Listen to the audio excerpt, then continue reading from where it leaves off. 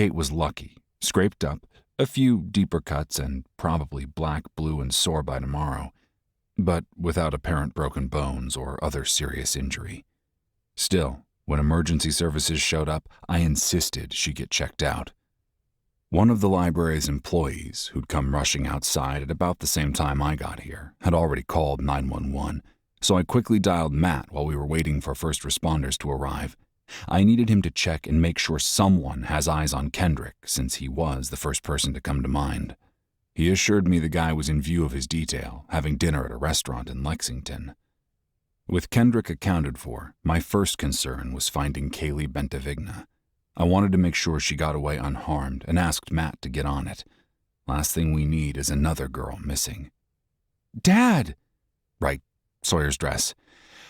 I thought green was your color." "But Kimberly's dress is green. Exactly the same green.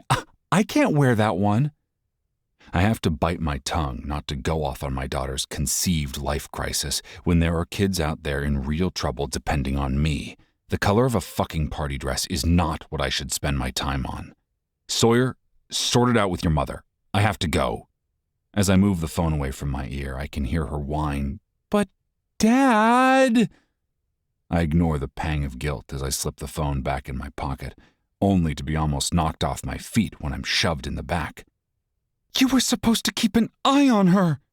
Swinging around, I find Pearl standing there, her stance wide and her hands on her hips, glaring at me. "Where were you, huh?"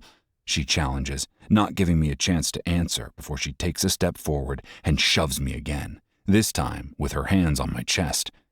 I grab onto her wrists before she can manhandle me again. "Janie, knock it off!" I hear Kate call from the ambulance behind me. "I'm fine." I'm sure she doesn't mean to let Pearl's real name slip. Not that it tells me any more than the name Kate does. Both names are common.